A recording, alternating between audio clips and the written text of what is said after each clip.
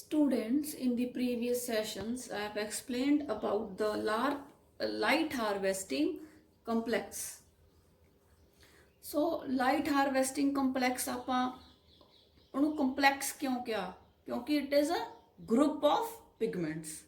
ਉਹਦੇ ਵਿੱਚ main pigment ਹੈ ਜਿਹਨੂੰ ਆਪਾਂ ਰਿਐਕਸ਼ਨ ਸੈਂਟਰ ਕਿਹਾ ਤੇ ਐਕਸੈਸਰੀ ਪਿਗਮੈਂਟਸ ਹੈ ਜਿਨ੍ਹਾਂ ਨੂੰ ਆਪਾਂ ਐਂਟੀਨਾ ਮੋਲੀਕਿਊਲਸ ਕਿਹਾ।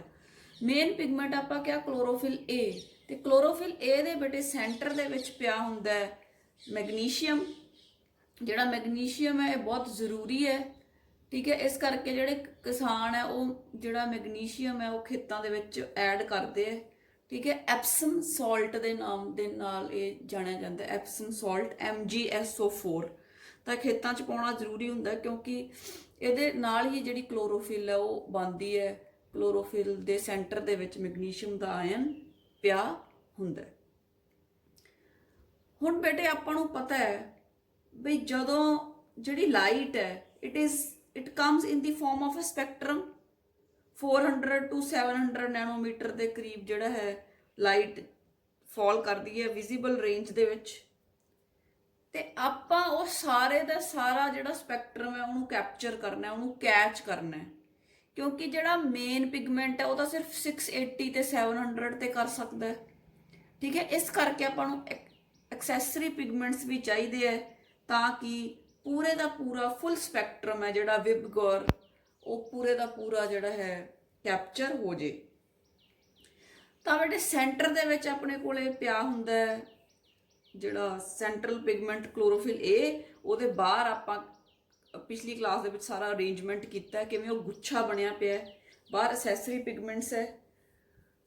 ਆਲ the accessory pigments will trap sunlight, ਠੀਕ ਹੈ। ਸਾਰੇ ਟਰੈਪ ਕਰਨਗੇ and they are going to pass it to chlorophyll A. ਹਰ ਐਕਸੈਸਰੀ ਪਿਗਮੈਂਟ ਤੇ ਲਾਈਟ ਪਊਗੀ, ਲਾਈਟ ਅਬਜ਼ੌਰਬ ਕਰਨਗੇ ਅਤੇ ਪਾਸ ਕਰਨਗੇ। All will give the absorbed energy to the central molecule. ਜਿੰਨੀ energy early absorb central molecule chlorophyll A ਨੂੰ pass ਕਰ ਦੇਣਗੇ, ਰਾਈਟ। ਤੇ ਜਿਹੜੇ ਐਕਸੈਸਰੀ ਪਿਗਮੈਂਟਸ ਹੈ ਉਹਨਾਂ ਨੂੰ ਆਪਾਂ ਐਂਟੀਨਾ ਮੋਲੀਕਿਊਲਸ ਵੀ ਕਹਿੰਦੇ ਆ। ਤੇ ਉਹ ਕਿਹੜੇ ਕਿਹੜੇ ਹੋ ਸਕਦੇ ਆ ਬੇਟੇ? Chlorophyll B, carotenoid, xanthophylls, phycoerythrin, phycocyanin. ਤਾਂ ਇਹ ਜਿਹੜੇ ਸਾਰੇ ਹੈਗੇ ਆ ਇਹ ਆਪਾਂ ਕਹਿ ਸਕਦੇ ਆ ਵੀ ਹੋ ਸਕਦੇ ਆ। ਫਿਰ ਆਪਾਂ ਕਿਹਾ ਕਿ ਆਪਣੇ ਕੋਲੇ ਦੋ ਫੋਟੋ ਸਿਸਟਮਸ ਹੈ ਜਿਨ੍ਹਾਂ ਦੇ ਵਿੱਚ ਕਲੋਰੋਫਿਲ ਏ ਪਿਆ ਹੁੰਦਾ ਸੈਂਟਰ ਦੇ ਵਿੱਚ, PS1 and PS2, photo system 1 and photo system 2। ਜੇ PS1 ਹੈ ਤਾਂ ਸੈਂਟਰ ਵਾਲਾ 700 ਨੈਨੋਮੀਟਰ ਤੇ ਕੰਮ ਕਰੂਗਾ। ਜੇ ਫੋਟੋ ਸਿਸਟਮ 2 ਹੈ ਤਾਂ ਸੈਂਟਰ ਵਾਲਾ ਕਲੋਰੋਫਿਲ ਏ 680 ਨੈਨੋਮੀਟਰ ਤੇ ਕੰਮ ਕਰਦਾ ਹੈ। ਇਹ ਚੀਜ਼ ਵੀ ਮੈਂ ਆਲਰੇਡੀ ਸਮਝਾ ਚੁੱਕੀ ਹਾਂ, ਠੀਕ ਹੈ। ਜੇ ਆਪਾਂ ਕਹਾਂਗੇ ਫੋਟੋ ਸਿਸਟਮ 1 ਹੈ ਤਾਂ ਆਪਾਂ ਕਹਾਂਗੇ ਜਿਹੜਾ ਉਹਦੇ ਸੈਂਟਰ ਦੇ ਵਿੱਚ ਕਲੋਰੋਫਿਲ ਏ ਪਿਆ ਉਹ 700 ਨੈਨੋਮੀਟਰ ਵੇਵਲੈਂਥ ਤੇ ਕੰਮ ਕਰੂਗਾ। ਅਗਰ ਆਪਾਂ ਕਹਿੰਦੇ PS2 ਹੈ ਤਾਂ ਜਿਹੜਾ ਸੈਂਟਰ ਵਾਲਾ ਕਲੋਰੋਫਿਲ ਏ ਪਿਆ ਹੈ ਮੋਲੀਕਿਊਲ ਉਹ 680 ਨੈਨੋਮੀਟਰਸ ਦੀ ਵੇਵਲੈਂਥ ਤੇ ਲਾਈਟ ਨੂੰ ਅਬਜ਼ੌਰਬ ਕਰੇਗਾ। ਤਾਂ ਬੇਟੇ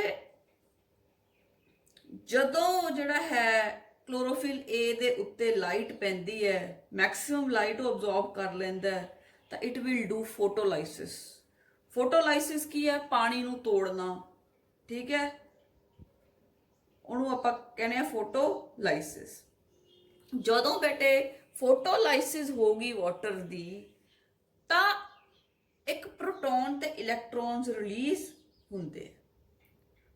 H positive and electrons are released when water is broken down, right? ਫਿਰ ਜਿਹੜੇ ਇਲੈਕਟ੍ਰੋਨਸ ਹੈ ਜਦੋਂ ਪਾਣੀ ਟੁੱਟੂਗਾ ਉਹਦੇ ਤੋਂ ਇਹ એનર્ਜੀ ਲੈ ਲੈਣਗੇ, ਠੀਕ ਹੈ। ਜਦੋਂ ਪਾਣੀ ਦਾ ਮੋਲੀਕਿਊਲ ਟੁੱਟੂਗਾ ਤਾਂ ਜਿਹੜੇ ਇਲੈਕਟ੍ਰੋਨਸ ਹੈ એનર્ਜੀ ਲੈ ਲੈਣਗੇ and they will jump to a higher energy level, ਠੀਕ ਹੈ।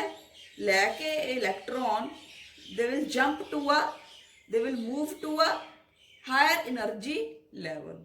ਇਹ ਸਾਰਾ ਕੁਝ ਕਿਉਂ ਹੋ ਰਿਹਾ? Because of chlorophyll A. ਉਹਨੇ ਬਹੁਤ ਸਾਰੀ ਲਾਈਟ ਟਰੈਪ ਕਰ ਲਈ। ਫਿਰ ਬੇਟੇ ਜਦੋਂ ਇਲੈਕਟ੍ਰੋਨ ਹਾਇਰ ਲੈਵਲ ਤੇ ਚਲਾ ਜਾਂਦਾ ਹੈ, ਆਪਾਂ ਨੂੰ ਪਤਾ ਹੈ ਹਾਇਰ ਲੈਵਲ ਤੇ ਤੁਸੀਂ ਕੈਮਿਸਟਰੀ 'ਚ ਕਰਦੇ ਹੋ it is unstable, when it is unstable at a higher energy level, it will try to come back to a lower energy level, right? This is what we have to study. Students ਤੁਸੀਂ ਆ ਦੇਖ ਸਕਦੇ ਹੋ ਆਪਣੇ ਕੋਲੇ centre ਦੇ ਵਿੱਚ chlorophyll ਏ ਸੀ ਤੇ ਬਾਹਰ ਜਿਹੜੇ ਹੈ ਉਹ ਐਕਸੈਸਰੀ ਪਿਗਮੈਂਟਸ ਲੱਗੇ ਹੋਏ ਹੈ, ਇੱਕ ਗੁੱਛਾ ਪਿਆ ਹੈ, ਠੀਕ ਹੈ, ਫੋਟੋ ਸਿਸਟਮ ਦਾ। ਜਦੋਂ ਬੇਟੇ ਇਹਦੇ ਉੱਤੇ ਆ ਕੇ ਸਨਲਾਈਟ ਪਊਗੀ ਤਾਂ ਫੋਟੋਲਾਈਸਿਸ ਆਫ ਵਾਟਰ ਹੋਊਗੀ, ਵਾਟਰ ਟੁੱਟੂਗਾ, ਪ੍ਰੋਟੋਨਸ ਰਿਲੀਜ਼ ਹੋਣਗੇ ਤੇ ਇਲੈਕਟ੍ਰੋਨਸ ਰਿਲੀਜ਼ ਹੋਣਗੇ। ਪਾਣੀ ਦੇ ਟੁੱਟਣ ਨਾਲ ਇਲੈਕਟ੍ਰੋਨਸ ਕੋਲ એનર્ਜੀ ਆ ਜੂਗੀ ਤੇ ਉਸ એનર્ਜੀ ਦੇ ਨਾਲ ਜਿਹੜਾ ਇਲੈਕਟ੍ਰੋਨ ਹੈ it will jump to a higher level, ਉੱਪਰ ਵੱਲ ਜੰਪ ਕਰ ਦੂਗਾ, ਠੀਕ ਹੈ ਜੀ।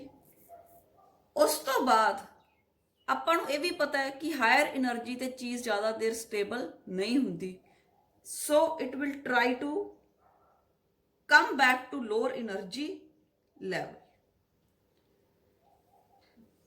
ਠੀਕ ਹੈ। ਇੱਥੇ ਪਿਆ ਸੀ ਪਰ ਇਹ ਇੱਥੇ ਆਉਣ ਦੀ ਕੋਸ਼ਿਸ਼ ਕਰੂਗਾ ਵੀ ਮੈਂ ਥੱਲੇ ਆ ਜਾ, ਮੈਂ ਸਟੇਬਲ ਹੋ ਜਾ।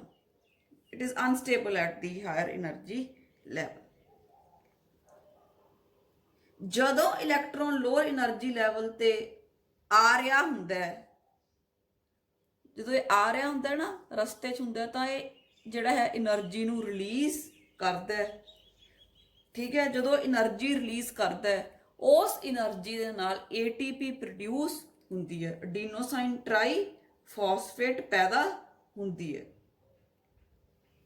ਠੀਕ ਹੈ। ਹੁਣ ਆਪਾਂ ਮੰਨ ਲਓ ਬੇਟੇ ਕਿ ਆਪਾਂ 3rd ਫਲੋਰ ਤੇ ਆਂ, ਹੁਣ ਆਪਾਂ ਨੀਚੇ ਆਉਣਾ ਹੈ ਗਰਾਊਂਡ ਫਲੋਰ ਤੇ। ਹੁਣ ਸਿੱਧਾ ਜੰਪ ਮਾਰ ਕੇ ਤਾਂ ਨਹੀਂ ਆ ਸਕਦੇ, ਤਾਂ ਆਪਾਂ ਸਟੇਅਰਸ ਤੋਂ ਆਵਾਂਗੇ, ਸਟੈਪਸ ਹੋਣਗੇ ਸਟੇਅਰਸ ਦੇ, ਜਾਂ ਲਿਫਟ ਯੂਜ਼ ਕਰਾਂਗੇ, ਐਕਸਲਰੇਟਰ ਯੂਜ਼ ਕਰਾਂਗੇ, ਫੇਰ ਹੀ ਗਰਾਊਂਡ ਫਲੋਰ ਤੇ ਆਵਾਂਗੇ।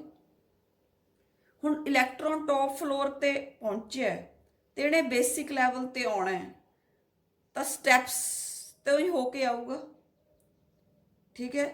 ਇਹਨਾਂ ਸਟੈਪਸ ਨੂੰ ਕਹਿੰਦੇ ਹਨ ਇਲੈਕਟ੍ਰੋਨ ਕੈਰੀਅਰਸ ਜਾਂ ਇਲੈਕਟ੍ਰੋਨ ਅਸੈਪਟਰਸ, ਠੀਕ ਹੈ। ਇੱਥੇ ਅਲੱਗ-ਅਲੱਗ ਸਟੈਪਸ ਬਣੇ ਹੁੰਦੇ ਆ, ਇਲੈਕਟ੍ਰੋਨ ਨੂੰ ਫੜਨ ਵਾਲੇ ਬੈਠੇ ਹੁੰਦੇ ਆ। ਇੱਕ ਤਾਂ ਇੱਥੇ ਹੀ ਬੈਠਾ ਹੈ ਇਲੈਕਟ੍ਰੋਨ ਅਸੈਪਟਰ, ਫਿਰ ਇੱਥੇ ਜਗ੍ਹਾ ਤੇ ਇਲੈਕਟ੍ਰੋਨ ਅਸੈਪਟਰ ਬੈਠੇ ਆ, ਤਾਂ ਉਹਨਾਂ ਨੂੰ ਆਪਾਂ ਇਲੈਕਟ੍ਰੋਨ ਕੈਰੀਅਰਸ ਵੀ ਕਹਿੰਦੇ ਆ ਜਾਂ ਇਲੈਕਟ੍ਰੋਨ ਅਸੈਪਟਰਸ ਵੀ ਕਹਿੰਦੇ ਆ, ਠੀਕ ਹੈ। ਜਿਵੇਂ ਜਿਵੇਂ ਥੱਲੇ ਨੂੰ ਆਊਗਾ ਉਵੇਂ ਉਵੇਂ એનર્ਜੀ ਰਿਲੀਜ਼ ਕਰੂਗਾ ਤੇ ਉਸ એનર્ਜੀ ਨਾਲ ਆਪਾਂ ਬਣਾਵਾਂਗੇ ATP। ਤਾਂ ਬੇਟੇ ਹੁਣ ਤੁਸੀਂ ਨੀਚੇ ਵਾਲਾ ਡਾਇਗਰਾਮ ਦੇਖੋ, ਸੇਮ ਡਾਇਗਰਾਮ ਹੈ। ਕਲੋਰੋਫਿਲ A ਪਿਆ, ਇਹਦੇ ਤੇ ਸਨਲਾਈਟ ਆਈ, ਠੀਕ ਹੈ। ਮੈਂਗਨੀਜ਼ ਦਾ ਹੋਣਾ ਜ਼ਰੂਰੀ ਹੈ, ਫੇਰ ਹੀ ਫੋਟੋਲਾਈਸਿਸ ਆਫ ਵਾਟਰ ਹੁੰਦੀ ਹੈ। ਤੇ ਇੱਕ ਗੱਲ ਯਾਦ ਰੱਖਣੀ ਹੈ ਕਿ ਫੋਟੋਲਾਈਸਿਸ ਜਿਹੜੀ ਹੈ, ਫੋਟੋਲਾਈਸਿਸ ਆਫ ਵਾਟਰ ਸਿਰਫ PS2 ਤੇ ਹੁੰਦੀ ਹੈ। PS2 ਦਾ ਕੀ ਹੈ ਵੀ ਜਿਹੜਾ ਸੈਂਟਰ ਵਾਲਾ ਜਿਹੜਾ ਕਲੋਰੋਫਿਲ A ਹੈ, ਸੈਂਟਰ ਵਾਲਾ ਮੋਲੀਕਿਊਲ ਹੈ, ਉਹ 680 ਨੈਨੋਮੀਟਰ ਤੇ ਕੰਮ ਕਰਦਾ ਹੈ। ਤਾਂ ਫੋਟੋਲਾਈਸਿਸ ਕਿੱਥੇ ਹੁੰਦੀ ਹੈ? ਹਮੇਸ਼ਾ PS2 ਤੇ। PS1 ਤੇ ਕੋਈ ਵੀ ਫੋਟੋਲਾਈਸਿਸ ਨਹੀਂ ਹੁੰਦੀ, ਫੋਟੋ ਸਿਸਟਮ 2 ਦੇ ਅੰਦਰ ਫੋਟੋਲਾਈਸਿਸ ਹੁੰਦੀ ਹੈ, ਉੱਥੇ ਹੀ ਮੈਂਗਨੀਜ਼ ਆਇਨ ਪਿਆ ਹੁੰਦਾ, ਰਾਈਟ। ਤੇ ਜਦੋਂ ਆਕਸੀਜਨ ਰਿਲੀਜ਼ ਹੁੰਦੀ ਉਦੋਂ ਮੈਂਗਨੀਜ਼, ਕੈਲਸ਼ੀਅਮ ਤੇ ਕਲੋਰੀਨ ਵੀ ਨਾਲ ਰਿਲੀਜ਼ ਹੁੰਦੇ ਆ। ਤਾਂ ਹੁਣ ਆਪਾਂ ਇਹ ਦੇਖਣਾ ਹੈ ਕਿ ਆਪਾਂ ਕਵਾਂਗੇ ਵੀ ਇਹ ਜਿਹੜਾ ਕਲੋਰੋਫਿਲ ਪਿਆ ਸੀ ਆਪਾਂ ਇਹਨੂੰ PS2 ਦਿੱਤਾ, ਕਿਉਂਕਿ ਆਪਾਂ ਕਿਹਾ ਇੱਥੇ ਫੋਟੋਲਾਈਸਿਸ ਆਫ ਵਾਟਰ ਹੋ ਰਿਹਾ। ਫੋਟੋਲਾਈਸਿਸ ਆਫ ਵਾਟਰ ਹਮੇਸ਼ਾ PS2 ਤੇ ਹੀ ਹੁੰਦਾ, ਇਟ ਓਨਲੀ ਐਟ ਦਿਸ। ਹੁਣ ਆਪਾਂ ਕਿਹਾ ਇਲੈਕਟ੍ਰੋਨ ਜੰਪ ਕਰ ਗਿਆ ਕਿਉਂਕਿ ਇਹਨੂੰ એનર્ਜੀ ਆ ਗਈ ਸੀ ਜਦੋਂ ਵਾਟਰ ਟੁੱਟਿਆ, ਇਹਨੂੰ ਕਿਸੇ ਨੇ ਐਕਸੈਪਟ ਕਰ ਲਿਆ, ਪਰ ਹੁਣ ਇਹ ਇੱਥੇ ਅਨਸਟੇਬਲ ਹੈ ਹਾਇਰ ਤੇ ਨੀਚੇ ਵੱਲ ਆਊਗਾ। ਹੁਣ ਸਪੋਜ਼ ਨੀਚੇ ਆ ਗਿਆ ਦੂਸਰੇ ਫੋਟੋ ਸਿਸਟਮ ਤੇ ਜਿਹਦਾ ਨਾਮ ਹੈ PS1, ਤੇ ਇਹਦੇ ਵਿੱਚ PS1 ਦੇ ਵਿੱਚ ਜਿਹੜਾ ਸੈਂਟਰ ਵਾਲਾ ਮੋਲੀਕਿਊਲ ਹੈ ਉਹ 700 ਨੈਨੋਮੀਟਰਸ ਤੇ ਕੰਮ ਕਰਦਾ ਹੈ। ਫਿਰ ਜਦੋਂ PS1 ਤੇ ਫਿਰ ਸਨਲਾਈਟ ਪਊਗੀ ਤਾਂ ਫਿਰ ਜਿਹੜਾ ਹੈ ਇਲੈਕਟ੍ਰੋਨ ਐਕਸਾਈਟ ਹੋ ਜਾਊਗਾ and it will move to a higher energy level, right. ਤਾਂ ਫਿਰ ਉੱਥੋਂ ਫਿਰ ਇਹ ਵਾਪਸ ਆਉਣ ਦੀ ਕੋਸ਼ਿਸ਼ ਕਰੂਗਾ। ਹੁਣ ਜੇ ਆਪਾਂ ਇਹਨੂੰ ਐ ਸਿੱਧਾ ਦੇਖਦੇ ਤਾਂ N ਲੱਗਦਾ, ਪਰ ਜੇ ਇਹਨੂੰ ਟੇਢਾ ਦੇਖਾਂਗੇ ਤਾਂ ਇਹ ਇਸ ਤਰ੍ਹਾਂ ਐ Z ਲੱਗਦਾ, ਤਾਂ ਇਸ ਕਰਕੇ ਇਹਨੂੰ Z ਸਕੀਮ ਕਿਹਾ ਜਾਂਦਾ ਹੈ। ਕੀ ਕਿਹਾ ਜਾਂਦਾ ਹੈ? Z ਸਕੀਮ, ਠੀਕ ਹੈ। ਇਧਰੋਂ ਆਏ ਤੇ ਆਏ, ਸਿੱਧਾ ਤਾਂ N ਹੈ ਪਰ ਪਤਾ ਨਹੀਂ ਕਿਉਂ ਇਹਨੂੰ Z ਸਕੀਮ ਕਿਹਾ, ਕਿਉਂਕਿ ਸਾਈਡ ਤੋਂ ਕਿਹਾ ਇਹਨੂੰ Z। ਜਦੋਂ ਬੇਟੇ ਨੀਚੇ ਨੂੰ ਆਊਗਾ ਤਾਂ ਇਹ એનર્ਜੀ ਰਿਲੀਜ਼ ਕਰੂਗਾ in the form of ATP। Energy is produced in the form of ATP। ਠੀਕ ਹੈ, ਹੁਣ એનર્ਜੀ ਪ੍ਰੋਡਿਊਸ ਹੋ ਕਿਵੇਂ ਰਹੀ ਹੈ? With the help of light. ਅਗਰ ਲਾਈਟ ਪਈ ਫੇਰ ਹੀ ਇਲੈਕਟ੍ਰੋਨ ਐਕਸਾਈਟ ਹੋਇਆ ਫੇਰ ਹੀ ਇਹ ਨੀਚੇ ਆਊਗਾ, ਫੇਰ ਹੀ ATP ਪ੍ਰੋਡਿਊਸ ਹੋਊਗੀ। ਤਾਂ ਜਦੋਂ ਸਨਲਾਈਟ ਦੀ ਹੈਲਪ ਨਾਲ એનર્ਜੀ ਪ੍ਰੋਡਿਊਸ ਹੋ ਰਹੀ ਹੈ, એનર્ਜੀ ਪ੍ਰੋਡਿਊਸ ਕਿਵੇਂ ਹੋ ਰਹੀ ਹੈ ਕਿ ਜਿਹੜੇ ਫਾਸਫੇਟ ਦੇ ਬੌਂਡਸ ਜੁੜੀ ਜਾਂਦੇ ਆ, ਫਾਸਫੋਰਸ ਹੈ ਜਿਹੜਾ ਉਹ ਜੁੜਦਾ ਇੱਕ ਦੂਜੇ ਨਾਲ, ਹਾਈ એનર્ਜੀ ਬੌਂਡਸ ਬਣਦੇ ਆ ਤਾਂ ATP ਬਣਦਾ ਹੈ। Now energy is produced with the help of light, so we call it as photophosphorylation। Light the help ਨਾਲ ਫਾਸਫੋਰਸ ਦਾ ਜੁੜ ਜਾਣਾ, ਉਹਦੇ ਵਿੱਚ ਹਾਈ એનર્ਜੀ ਬੌਂਡਸ ਬਣ ਜਾਣੇ, ਠੀਕ ਹੈ, is called as photophosphorylation। ਬੇਟਾ ਇੱਕ ਬਹੁਤ ਹੀ ਸ਼ਾਨਦਾਰ ਡਾਇਗਰਾਮ ਹੈ, ਐਕਸਪਲੇਨ ਕਰਦਾ ਹੈ ਕਿ ਕਿਵੇਂ ਫੋਟੋ ਸਿਸਟਮਸ ਦੀ ਵਰਕਿੰਗ ਕਿਵੇਂ ਹੁੰਦੀ ਹੈ। ਠੀਕ ਹੈ, ਇਹਨੂੰ ਜਸਟ ਥੋੜਾ ਜਿਹਾ ਅੱਛੇ ਤਰੀਕੇ ਨਾਲ ਦੱਸਿਆ ਗਿਆ ਵੀ ਇੱਥੇ ਵੀ ਆਪਾਂ ਜਿਵੇਂ ਵੈਸੇ ਫੋਰਸ ਲਾਉਣੇ ਆ ਤਾਂ ਉਵੇਂ ਕਿਵੇਂ ਜਿਹੜਾ ਹੈ ਫੋਟੋ ਸਿਸਟਮਸ ਵੀ ਵਰਕ ਕਰਦੇ ਆ। ਹੁਣ ਆ ਦੇਖੋ, ਇੱਕ ਮਜ਼ਦੂਰ ਸੀ, ਇਹ ਕੰਮ ਕਰ ਰਿਹਾ, ਇਹ ਹਥੌੜਾ ਮਾਰ ਰਿਹਾ, ਠੀਕ ਹੈ, ਫੋਰਸ ਲਗਾ ਰਿਹਾ, ਜਿਹੜਾ ਇਹ ਲੇਬਰਰ ਹੈ, ਫੋਰਸ ਲਗਾਈ ਇਹਨੇ, ਆ ਦੇਖੋ ਇੱਥੋਂ ਫੋਰਸ ਲਗਾਈ, ਠੀਕ ਹੈ, ਤਾਂ ਜਿਹੜਾ ਇਲੈਕਟ੍ਰੋਨ ਸੀ ਇਹ ਜੰਪ ਕਰ ਗਿਆ ਤੇ ਆ ਜਿਹੜਾ ਆਦਮੀ ਇੱਥੇ ਲੇਬਰਰ ਸੀ ਇਹਨੇ ਪਕੜ ਲਿਆ। ਠੀਕ ਹੈ, ਤੇ ਇਹ એનર્ਜੀ ਪਲਾਂਟਸ ਨੂੰ ਕੌਣ ਦਿੰਦਾ ਹੈ? ਸਨਲਾਈਟ। ਤਾਂ ਆਪਾਂ ਕੀ ਕਿਹਾ, ਆਪਾਂ ਦੋਨੋਂ ਚੀਜ਼ਾਂ ਨੂੰ ਕੰਪੇਅਰ ਕਰ ਰਹੇ ਹਾਂ। ਠੀਕ ਹੈ, ਵੀ ਆ ਆਪਾਂ ਵੈਸੇ ਤਾਂ ਆ ਇਲੈਕਟ੍ਰੋਨ ਅਸੈਪਟਰ ਹੈ ਪਲਾਂਟਸ ਦੇ ਅੰਦਰ, ਇੱਥੇ ਆਪਾਂ ਇੱਕ ਲੇਬਰਰ ਦਿਖਾਇਆ। ਠੀਕ ਹੈ, ਤਾਂ ਫੋਟੋ ਸਿਸਟਮ 2, ਠੀਕ ਹੈ, ਜਿਹਦੇ ਵਿੱਚ P680 ਹੈ, ਤਾਂ ਇੱਥੇ ਹੀ ਆਪਾਂ ਨੂੰ ਪਤਾ ਹੈ ਹਮੇਸ਼ਾ ਫੋਟੋਲਾਈਸਿਸ ਆਫ ਵਾਟਰ ਹੁੰਦੀ ਹੈ, ਪਾਣੀ ਟੁੱਟੇਗਾ, ਇਲੈਕਟ੍ਰੋਨ ਨਿਕਲੇਗਾ। ਠੀਕ ਹੈ, ਤੇ ਇਲੈਕਟ੍ਰੋਨ ਹੈ ਜਿਹੜਾ ਉਹ ਇੱਥੋਂ ਹਥੌੜਾ ਖਾ ਕੇ ਜਿਹੜਾ ਇਲੈਕਟ੍ਰੋਨ ਸੀ ਉੱਤੇ ਹਾਈ એનર્ਜੀ, ਮਤਲਬ ਉਹਦੇ ਕੋਲ ਹਾਈ એનર્ਜੀ ਆ ਗਈ ਤਾਂ ਉਹ ਹਾਈ એનર્ਜੀ ਲੈਵਲ ਤੇ ਜੰਪ ਕਰ ਗਿਆ। ਵੈਸੇ ਤਾਂ ਇਲੈਕਟ੍ਰੋਨ ਪਲਾਂਟਸ ਦੇ ਵਿੱਚ ਤਾਂ ਸਨਲਾਈਟ ਤੋਂ એનર્ਜੀ ਮਿਲਦੀ ਹੈ, ਪਾਣੀ ਟੁੱਟ ਜਾਂਦਾ ਤੇ ਜੰਪ ਕਰ ਜਾਂਦਾ। ਇੱਥੇ ਇਹਨੇ ਇਹਦੇ ਤੋਂ ਹਥੌੜਾ ਖਾਦਾ ਤੇ ਉੱਪਰ ਪਹੁੰਚ ਗਿਆ, ਉੱਪਰਲੇ ਲੇਬਰਰ ਨੇ ਕੈਚ ਕਰ ਲਿਆ। ਹੁਣ ਉੱਪਰਲਾ ਲੇਬਰਰ ਕੀ ਹੈ? ਇਲੈਕਟ੍ਰੋਨ ਅਸੈਪਟਰ। ਠੀਕ ਹੈ, ਹੁਣ ਜਿਹੜਾ ਇੱਥੇ ਹਾਈ એનર્ਜੀ ਲੈਵਲ ਤੇ ਇਹ ਇਲੈਕਟ੍ਰੋਨ ਅਨਸਟੇਬਲ ਹੈ, ਇਹ ਕਹੂਗਾ ਮੈਂ ਥੱਲੇ ਆਉਣਾ, ਦੇਖੋ ਇਹ ਥੱਲੇ ਆਉਣ ਦੀ ਕੋਸ਼ਿਸ਼ ਕਰੂਗਾ। ਜਦੋਂ ਇਹ ਥੱਲੇ ਆਊਗਾ ਬੇਟੇ, ਠੀਕ ਹੈ, ਤਾਂ ਜਿਵੇਂ ਆ ਮੈਂ ਦਿਖਾਇਆ ਜਿਵੇਂ ਵਿੰਡ ਮਿਲ ਹੁੰਦਾ, ਤਾਂ ਜਦੋਂ ਥੱਲੇ ਆਊਗਾ ਤਾਂ ATP ਬਣ ਜੂਗੀ। ਆ ਦੇਖੋ ATP ਦਾ ਮੋਲੀਕਿਊਲ ਰਿਲੀਜ਼ ਹੋਊਗਾ ਜਦੋਂ ਇਹ ਬਾਹਰ ਆਊਗਾ। ਠੀਕ ਹੈ, DP ਦੋ ਫਾਸਫੋਰਸ ਦੇ ਬੌਂਡ ਪਲੱਸ IP ਜੁੜ ਕੇ ਉਹਨਾਂ ਦਾ ਬੌਂਡ ਬਣ ਜਾਂਦਾ ਤੇ ਉਹਨੂੰ ਆਪਾਂ ATP ਕਹਿ ਸਕਦੇ ਹਾਂ, ATP ਬਣ ਗਈ। ਠੀਕ ਹੈ, ਫਿਰ ਇੱਥੇ ਆ ਗਿਆ ਇਹ, ਇੱਥੇ ਇਹਨੇ ਫਿਰ ਹਥੌੜਾ ਖਾ ਲਿਆ ਇਸ ਮਜ਼ਦੂਰ ਤੋਂ, ਫਿਰ ਉੱਤੇ ਜਾ ਵੜਿਆ, ਇੱਥੇ ਫਿਰ ਇਲੈਕਟ੍ਰੋਨ ਰਿਸੈਪਟਰ ਖੜਾ ਸੀ, ਫਿਰ ਇਹ ਫਿਰ ਨੀਚੇ ਆਊਗਾ ਤੇ NADPH ਬਣਾ ਦੂਗਾ, ਅਨਦਰ ਫਾਰਮ ਆਫ એનર્ਜੀ। ਆ ਫੋਟੋ ਸਿਸਟਮ 2 ਸੀ, ਆ ਫੋਟੋ ਸਿਸਟਮ 1 ਸੀ। ਤਾਂ ਇਹ ਜਸਟ ਇੱਕ ਡਾਇਗਰਾਮ ਹੈ ਥੋੜਾ ਜਿਹਾ ਇੰਟਰਸਟਿੰਗ ਬਣਾਉਣ ਨੂੰ ਚੀਜ਼ ਨੂੰ, ਤੇ ਤਾਂ ਕਿ ਤੁਹਾਨੂੰ ਚੰਗੀ ਤਰ੍ਹਾਂ ਸਮਝ ਆ ਸਕੇ। ਆ ਬੇਟੇ ਜਗ੍ਹਾ ਜਗ੍ਹਾ ਤੇ ਇਲੈਕਟ੍ਰੋਨ ਅਸੈਪਟਰਸ ਖੜੇ ਆ, ਦੇਖੋ ਆ ਦੋਨੋਂ ਜਗ੍ਹਾ ਤੇ। ਠੀਕ ਹੈ, ਤੇ ਆ એનર્ਜੀ ਦੇ ਰਹੇ ਜਿਹੜੇ ਆ ਦੋਨੋਂ ਲੇਬਰਰਸ ਹੈ, ਥੋੜੀਆਂ ਮਾਰੀ ਜਾਂਦੇ ਆ, ਥੋੜੇ ਮਾਰੀ ਜਾਂਦੇ ਆ। ਤਾਂ ਪਲਾਂਟਸ 'ਚ ਕੌਣ ਕੰਮ ਕਰਦਾ ਹੈ ਥੋੜੇ ਮਾਰਨ ਦਾ? ਸਨਲਾਈਟ। ਤੇ ਇਲੈਕਟ੍ਰੋਨ ਅਸੈਪਟਰਸ ਅਲੱਗ-ਅਲੱਗ ਮੋਲੀਕਿਊਲਸ ਹੁੰਦੇ ਜਿਹੜੇ ਇਲੈਕਟ੍ਰੋਨਸ ਨੂੰ ਅਸੈਪਟ ਕਰਦੇ ਆ, ਉਹਨਾਂ ਬਾਰੇ ਆਪਾਂ ਜਿਹੜਾ ਹੈ ਪੜਾਂਗੇ ਡਿਟੇਲ ਦੇ ਵਿੱਚ। ਹੁਣ ਬੇਟੇ ਆਪਾਂ ਇਹਨੂੰ ਕਿਹਾ Z ਸਕੀਮ, ਇਲੈਕਟ੍ਰੋਨ ਨਿਕਲਿਆ, ਨੀਚੇ ਆਇਆ, ਫਿਰ ਉੱਪਰ ਗਿਆ ਹਾਈ એનર્ਜੀ ਲੈਵਲ ਤੇ, ਫਿਰ ਨੀਚੇ ਆਇਆ, NADPH ਬਣ ਗਿਆ, ਇੱਥੇ ATP ਬਣ ਗਿਆ। ਹੁਣ ਮੈਨੂੰ ਇੱਕ ਗੱਲ ਦੱਸੋ ਕਿ ਜਿੱਥੋਂ ਇਲੈਕਟ੍ਰੋਨ ਨਿਕਲਿਆ ਸੀ, ਕੀ ਇਲੈਕਟ੍ਰੋਨ ਉੱਥੇ ਵਾਪਸ ਆ ਰਿਹਾ? ਇੱਥੋਂ ਨਿਕਲਿਆ ਸੀ, ਇੱਥੇ ਪਹੁੰਚ ਗਿਆ, ਇੱਥੇ ਵਾਪਸ ਆ ਰਿਹਾ? ਨੋ। ਠੀਕ ਹੈ, ਤਾਂ ਇਹਨੂੰ ਕਹਿੰਦੇ ਆ ਨੌਨ ਸਾਈਕਲਿਕ। ਕੀ ਕਹਿੰਦੇ ਆ? ਨੌਨ ਸਾਈਕਲਿਕ। ਹੁਣ ਇੱਥੇ ਦੇਖੋ, ਇੱਥੋਂ ਇਲੈਕਟ੍ਰੋਨ ਨਿਕਲਿਆ, ਫਿਰ ਇੱਥੇ ਵਾਪਸ, ਫਿਰ ਇੱਥੋਂ ਗਿਆ, ਫਿਰ ਇੱਥੇ ਵਾਪਸ, ਫਿਰ ਇੱਥੋਂ ਗਿਆ, ਫਿਰ ਇੱਥੇ ਵਾਪਸ। ਜਿੱਥੋਂ ਨਿਕਲ ਰਿਹਾ ਹੈ ਉੱਥੇ ਹੀ ਵਾਪਸ ਆ ਰਿਹਾ ਹੈ। ਮਤਲਬ ਜਿੱਥੋਂ ਸ਼ੁਰੂ ਹੋ ਰਿਹਾ ਪ੍ਰੋਸੈਸ, ਇੱਥੋਂ ਹੀ ਸ਼ੁਰੂ ਹੋ ਰਿਹਾ, ਇੱਥੇ ਹੀ ਖਤਮ ਹੋ ਰਿਹਾ, ਇੱਥੋਂ ਹੀ ਸ਼ੁਰੂ ਹੋ ਰਿਹਾ, ਇੱਥੇ ਹੀ ਖਤਮ ਹੋ ਰਿਹਾ। ਤਾਂ ਇਹਨੂੰ ਕਹਿੰਦੇ ਆ ਸਾਈਕਲਿਕ। ਜਿਵੇਂ ਬੇਟੇ ਹਰ ਸਾਲ ਪਹਿਲਾਂ ਸਰਦੀ ਮੰਨ ਲਓ ਆਈ, ਫਿਰ ਸਪਰਿੰਗ ਆਉਂਦੀ ਹੈ, ਫਿਰ ਗਰਮੀ, ਫਿਰ ਰੇਨੀ ਸੀਜ਼ਨ ਮੌਨਸੂਨ ਆਉਂਦਾ ਹੈ, ਫਿਰ ਆਟਮ ਆਉਂਦਾ ਹੈ ਹਨਾ, ਫਿਰ ਸਰਦੀ ਆਉਂਦੀ ਹੈ।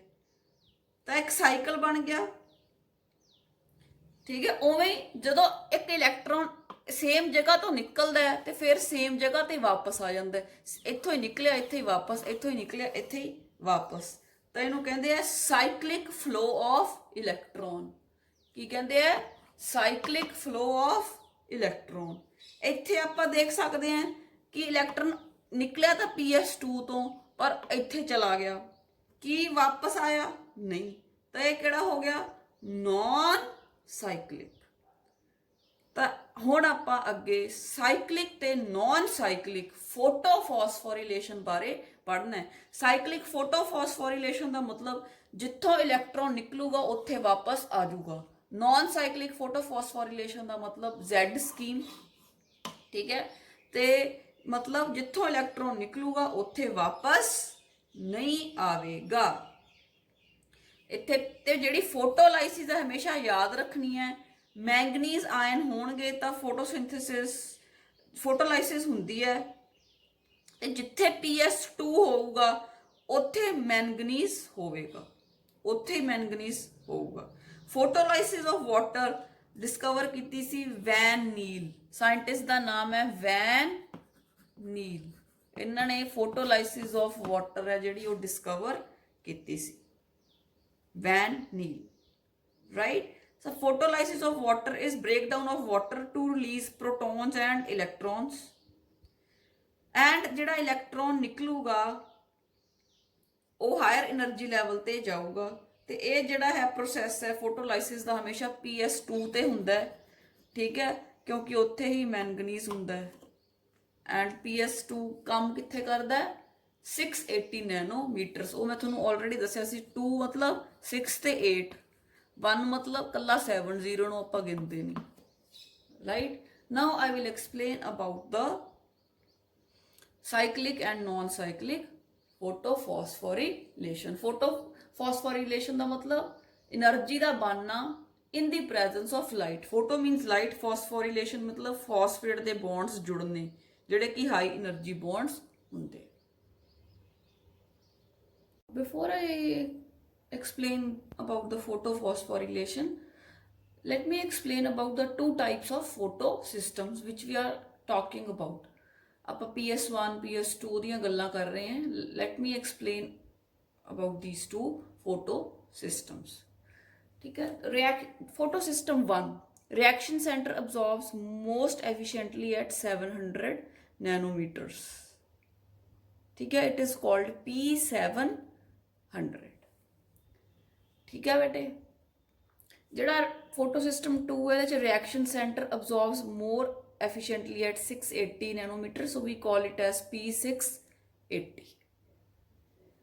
Then the second point, photosystem 1 is present in the non-oppressed part of the grana and stroma lamella. ਹੁਣ ਮੈਨੂੰ ਇਹ ਦੱਸਣਾ ਹੈ ਕਿ ਆਪਾਂ ਨॉन ਅਪਰੈਸਡ ਤੇ ਅਪਰੈਸਡ ਕੀ ਹੁੰਦਾ ਹੈ। ਹੁਣ ਬੇਟਿਆ ਤੁਸੀਂ ਡਾਇਗਰਾਮ ਦੇਖ ਸਕਦੇ ਹੋ। एक क्लोरोप्लास्ट है विच थैलाकॉइड्स पे है, जिमें कॉइन्स पे है एक दूजे के उपर स्टॉक्स ऑफ कॉइन्स। तो इनू आपां पूरे स्टॉक नूं एक नूं आपां कहने हैं ग्रैना। हुण तुसीं देख सकते हो कि जिहड़ा ग्रैना सी, जिहड़े इहदे बेटे आ पार्ट्स है मैं रैड नाल दिखाए है। ठीक है। एक दूजे के उत्ते पे है, दबे पे है, विच आए पे है ना। ठीक है। कवर्ड हो गए ये आ भी ये उत्ते, आ भी ये उत्ते, आ भी ये कवर्ड पार्ट है। This covered part is called the appressed part. जिहड़ा विच दब गया जिहड़ा part, it is called the appressed part. मैं रैड नाल दिखाया। This is the covered region. ठीक है। ये बाहर किते भी स्ट्रोमा नाल नहीं लगदा, विच पिया विच विच विच। सो दिस इज ਜਿਹੜਾ ਹੈ PS2, ਜਿਹੜਾ PS2 ਹੈ ਉਹ ਕਿੱਥੇ ਪਿਆ ਹੁੰਦਾ ਇਨ ਦਾ ਅਪਰੈਸਡ ਪਾਰਟ। ਫਿਰ ਬੇਟੇ ਜਿਹੜਾ ਐਕਸਪੋਜ਼ਡ ਪਾਰਟ ਹੈ, ਆਹ ਵਾਲਾ ਸਾਰਾ ਮੈਂ ਬਲੂ ਨਾਲ ਦਿਖਾਇਆ ਹੈ, ਆਹ ਵਾਲਾ ਜਿਹੜਾ ਬਾਹਰ ਸਟ੍ਰੋਮਾ ਨਾਲ ਲੱਗਦਾ, ਇਹਦੇ ਬਾਹਰ ਕੀ ਹੋਊਗਾ, ਸਟ੍ਰੋਮਾ ਮੈਟ੍ਰਿਕਸ ਜਿਹੜਾ ਫਲੂਇਡ ਹੈ, semi fluid. So it is a exposed region and it is towards the stroma. This is called as non-oppressed part. ਇਹ ਦੱਬਿਆ ਹੋਇਆ ਨਹੀਂ, ਇਹ ਅੱਡ ਪਿਆ। ਤਾਂ ਜਿਹੜਾ PS1 ਹੈ, ਠੀਕ ਹੈ, ਜਾਂ ਆਪਾਂ P700 ਕਹਿ ਸਕਦੇ ਹਾਂ, ਉਹ ਕਿੱਥੇ ਪਿਆ ਹੁੰਦਾ, ਨॉन ਅਪਰੈਸਡ ਪਾਰਟ ਆਫ ਦਾ ਥੈਲਾਕੋਇਡਸ ਜਾਂ ਨॉन ਅਪਰੈਸਡ ਪਾਰਟ ਆਫ ਦਾ ਗ੍ਰੈਨਾ ਕਵਾਂਗੇ ਆਪਾਂ, ਠੀਕ ਹੈ। ਜਿਹੜਾ ਪਾਰਟ ਦੱਬ ਗਿਆ ਵਿਚਕਾਰ ਵਾਲਾ ਰੈੱਡ ਨਾਲ ਦਿਖਾਇਆ, ਇਹ ਅਪਰੈਸਡ, ਜਿਹੜਾ ਬਾਕੀ ਸਾਰਾ ਸਾਈਡਾਂ ਤੇ ਪਿਆ ਹੈ, ਆ ਇਹਦੇ ਉੱਪਰ ਤੇ ਇਹਦੇ ਉੱਪਰ ਪਿਆ ਹੈ, ਠੀਕ ਹੈ, ਬਾਹਰ ਸਟ੍ਰੋਮਾ ਨਾਲ ਲੱਗ ਰਿਹਾ ਹੈ, ਠੀਕ ਹੈ, ਐਕਸਪੋਜ਼ਡ ਪਾਰਟ ਹੈ। ਸੋ ਦਿਸ ਇਜ਼ ਕਾਲਡ ਨॉन ਅਪਰੈਸਡ ਪਾਰਟ। ਤੇ ਜਿਹੜਾ PS700 ਹੈ, PS1 ਹੈ, ਫੋਟੋ ਸਿਸਟਮ 1 ਹੈ, ਉਹ ਨॉन ਅਪਰੈਸਡ ਪਾਰਟ ਦੇ ਵਿੱਚ ਪਿਆ ਹੁੰਦਾ, ਜਿਹੜਾ PS2 ਹੈ ਉਹ ਅਪਰੈਸਡ ਪਾਰਟ ਦੇ ਵਿੱਚ ਪਿਆ ਹੁੰਦਾ। ਫਿਰ ਬੇਟੇ ਥਰਡ ਪੁਆਇੰਟ ਹੈ, passes electrons through receptors that generate NADPH। ਤਾਂ ਆਪਾਂ ਕੀਤਾ ਸੀ ਜਦੋਂ ਇਲੈਕਟ੍ਰੋਨ ਐਕਸਾਈਟ ਹੋ ਜਾਊਗਾ, ਇਲੈਕਟ੍ਰੋਨ ਅੱਗੇ ਅੱਗੇ ਪਾਸ ਹੁੰਦਾ ਹੈ ਤੇ ਅਸਿਮਿਲੇਟਰੀ ਪਾਰਸ ਜਨਰੇਟ ਹੁੰਦੇ ਆ। ATP ਤੇ NADPH ਕੀ ਹੈ, ਅਸਿਮਿਲੇਟਰੀ ਪਾਰਸ। ਤੇ ਜਿਹੜਾ ਫੋਟੋ ਸਿਸਟਮ 1 ਹੈ, ਇਹਦੇ ਵਿੱਚ NADPH ਬਣਦਾ ਹੈ ਤੇ ATP ਵੀ ਬਣਦਾ ਹੈ। ਜਿਹੜਾ ਫੋਟੋ ਸਿਸਟਮ 2 ਹੈ, passes electron through receptors that generate ATP, ਠੀਕ ਹੈ ਜੀ। ਇਹਦੇ ਵਿੱਚ ਫੋਟੋ ਸਿਸਟਮ 2 ਦੇ ਵਿੱਚ ਬੇਟੇ splits water and make oxygen, oxygen ਬਣਦੀ ਹੈ, ਪਾਣੀ ਟੁੱਟਦਾ ਹੈ।